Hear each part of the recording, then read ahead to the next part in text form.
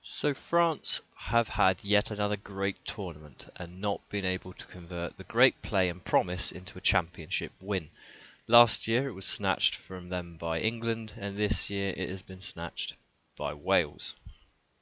The French fans have been behind this team all the way, and there is a real love for these players from all rugby fans, not just the French.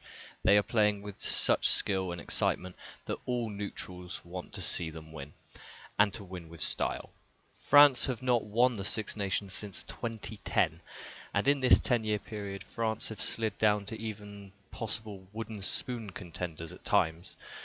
But in the last 2 years, with the new coach and new young players with talent, we've seen the potential for them to be champions once again. But why do they not seem to be able to finish it off?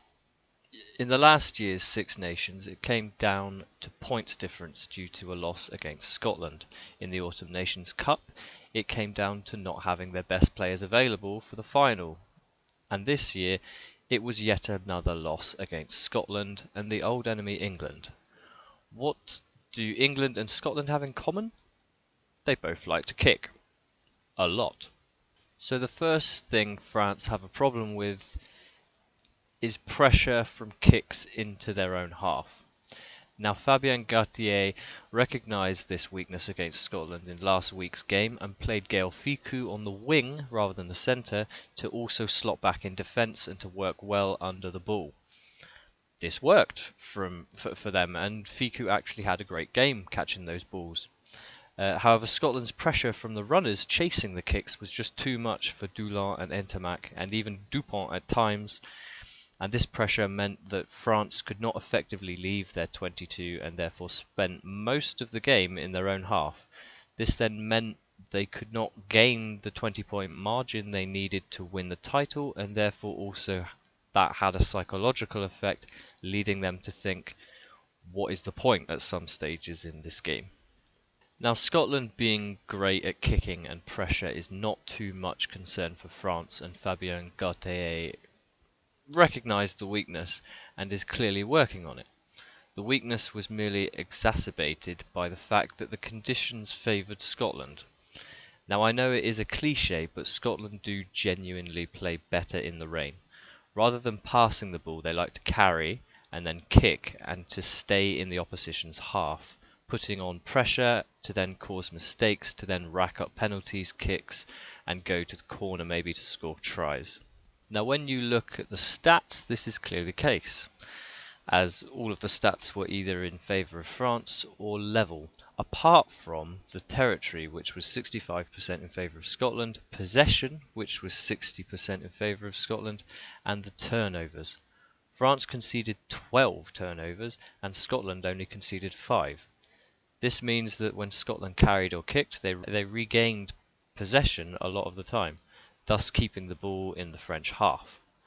When France tried to run it out or kick it out, they made mistakes or handling errors due to the pressure and the rainy conditions, and Scotland then regained the ball to then get points. France's front defence seems to be fine. The front row are pretty great actually, but where France can improve is their backline defence and exits from their 22. On attack, however, when France had the ball, they were the better side for running it. France had 9 clean breaks to Scotland's 2. They had beaten 20 defenders to Scotland's 16. And France nearly doubled the metres run with 435 to Scotland's 280. But the problem with this is, if you cannot protect the rucks, or you lose possession through a Scottish turnover at the end of it, then that is a lot of energy that has been wasted, which also has a big psychological effect. An example here, France has made so much territory, only for Stuart Hogg to send them all the way back into their own half. Another here, France go through phases and run meters to get within striking distance of a score at the end of the half. Scotland are racking up the penalties, and Wayne Barnes is arguably waits too long to send a Scottish player to the bin. This leads to frustration from France, meaning a scuffle breaks out from Dupont of all people. I mean, this guy never shows any emotion, but then again, when you have a face like Finn Russell smirking at you, you might want to punch him too. And let's not forget, Antoine plays against Finn Russell in the domestic league, so Finn knows how to press his buttons. But anyway, frustration leads to a scuffle, which then means they don't win the line out and they don't convert the hard-earned pressure they put on into points. And this is the only problem I see with France at the moment. The French captain, Olivon, before the match looked like a scared little puppy in comparison to Hogg and Russell laughing and smirking away, looking like they really want to have fun with the game. The French team's psychology of wanting it too much and maybe taking it too seriously might have led to them playing in their own half too much and trying to chase the win when they just needed to calm down really and play it smart.